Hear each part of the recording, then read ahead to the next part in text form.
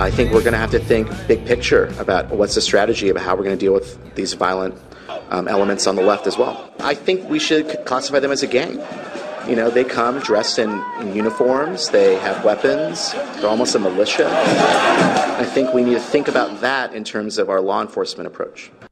Wow, that's a miracle. Jesse Arreguín, the mayor of Berkeley, California. At some point, that is a miracle. I guess it becomes so overwhelmingly obvious that this is bad, this is un-American, this is free speech being stifled by bad people. The fact that you kind of agree with the people that they hate doesn't matter. Right. If you hate the same people, well, you shouldn't hate anybody. Although I'm not very up on Nazis, frankly. I hate them pretty bad. Just because that doesn't mean your side gets to engage in the very tactics they claim to decry. But we've made that case many times. Ryoga Vee. Ryoga happens to be a friend of Armstrong and Getty, was going to speak over the weekend as a left-leaning progressive black man against political violence and the fact that we need free speech. He was described, as we discussed in the last segment, he and the folks speaking, a collection of black and brown people and transgender people as alt-right extremists, racists, Klansmen. Anything else I'm leaving out of the list, Ryoga? No. That's pretty accurate. Okay. Fascists, you're probably called a fascist at one point. I've been called a fascist. And indeed, the people who did show up to take that stand in favor of the free exchange of ideas were beaten down by Antifa and finally... While the police watched. That's right, while the police watched. And even the mayor of Berkeley has been forced to admit how sickening it is. But you're prevented from speaking. You are going to speak now. Ryoga Vee's speech, at least most of it, now on the air on the Armstrong and Getty show. Sir, our air is yours. Thank you. To everyone listening, here we go. I'd like to start off by giving you a small introduction of who I am and how I got here. My name is Ryoga Vee. I was born in a small town in southern Oklahoma, but I did the bulk of my upbringing in Greenville, Mississippi. In my early days, I was surrounded by poverty, imagery of the Confederacy, and attended 2 schools named after Robert E. Lee. I even lived not too far from a sundown sign that stood at least until 1995. And if you're unfamiliar what a sundown sign is, it's pretty much a marker that tells black folks in no uncertain terms to make sure you get back indoors before the sunset. I'm telling you this to give you an idea of where I've been, that I've been around racism, ignorance, bigotry, pretty much a constant in my entire life. You know, when things really turned for me, I witnessed the savage acts that took place in San Jose, California during the Trump rally. There were no Nazi flags. There were no KKK hoods at that gathering. It was mostly a bunch of elderly men and women who were attacked and beaten in the streets while the police stood by mere feet away, and they pretty much shrugged. When the dust settled, the mayor blamed Trump for what had taken place, ignored the responsibility of, the irresponsibility of the police force, and the inaction of law enforcement. And while I'm not a Trump supporter, I said to myself, that's not right. Months later, Milo Yiannopoulos was tearing up the college speaking circuit. He's pissing off liberals, conservatives alike, for being a young, gay, Jewish provocateur. I read in the headlines that made assertions that he was a white nationalist, he was homophobic, anti-Semitic, racist. And I thought to myself, wait a second, the gay Jewish dude who can't stop talking about his black boyfriend? So out of curiosity, I went down to Berkeley just to hear the man speak. I wanted to know for myself if he really was as dangerous as people said. Instead of hearing Milo, however, I watched some 1,500 Antifa protesters set fires, attack people with sticks and mace, and cause upwards of $600,000 in property damage. And even I was the target of assaults. I was called a Nazi just for showing up. And once again, I said to myself, that's not right. Skipping ahead, in March of this year, I once again found myself witnessing a repeat acts of horrible violence taking place on the streets of Berkeley. I saw an elderly man laid out in the middle of MLK Park lawn, wrapped in bandages, bloody. I watched as law enforcement stood down while citizens begged for help. I wondered why there was no one brave enough to stand up to these kinds of thugs. But that afternoon, I saw brave men and women take charge and defend the public from violent anarchists who have continually caused havoc in the Bay Area. Those people made a huge sacrifice for their own safety and to stand up for what I consider right. And speaking of sacrifice, each of us, and I'm speaking to the audience, to you, each of us came here today, and it's a form of sacrifice. Sacrifice with time, sacrifice with the distance that people came here, and other people with our personal lives. Just in part, just being part of this has cost me numerous friends.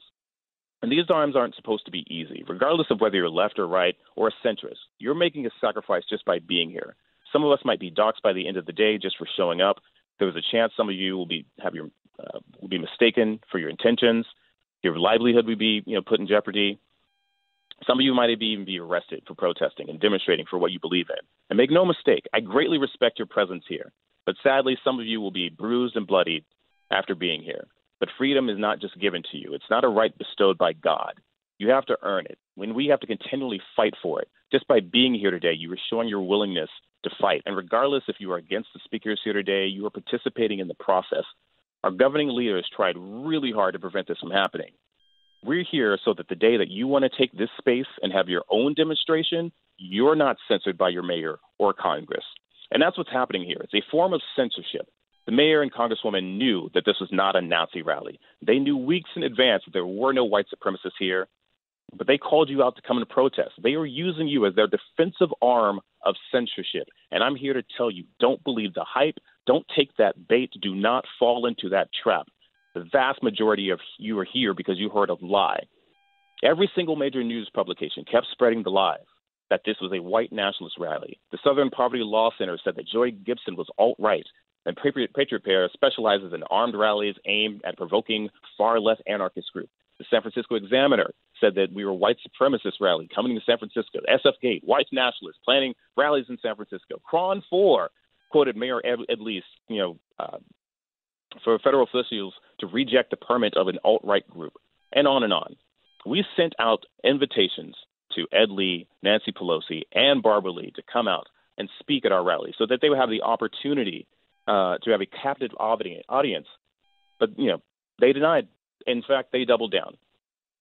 And it saddens me, when I hear the news and I hear that black women like Diamond and Silk are targeted on YouTube for speaking against the narrative and having the wrong politics. Patriots like Robert Pete getting called a house Negro and an Uncle Tom for not buying into the liberal agenda. Just the other day, I saw black conservative R.C. Marxwell get choked out, dragged, sucker punched just for standing on the wrong side of the political aisles and standing up against illegal immigration that affects black people far more than other people, especially the gentrified kids in the mission that march against it. And it's not like I don't like undocumented people, but for us, we're the ones that have to fight over the last few crumbs of affordable housing in the city. And truth be told, I think black people are the most patriotic among us. We fought hard to earn our right to vote in this country. Many of us didn't get a chance to see the end and get that victory. But don't be upset that fellow brothers and sisters don't want to vote conservative. Be pissed off that they don't want to vote at all. That's the type of stuff that's holding us back. It's a form of oppression. It reminds me of black people who have that crab bucket mentality. And if you don't understand what that phrase means, part isn't for you. But I'm here to tell you, just because another brother doesn't share your vision does not make him your enemy. Conservative black folks are perhaps the strongest voice out there that want to see you succeed. They don't blindly pick a side. They do their research. They attend meetings. They look at each candidate before stepping into the ballot box. I'm happy that they're out there, though. Not because I agree with them and their policies, nor that of the current administration, but more so because I don't. I don't want to live in a world where everyone thinks the same, follows the same path, drinks the same Kool-Aid. I want to hear from the other side. I want to learn from different opinions or see the perspective of those that walked a different path. And I told you, I grew up in Greenville, Mississippi, surrounded by Confederate imagery. I choose not to pay it any mind. The reality is that white supremacists and so-called Nazis, they do exist, but they're not my oppressors.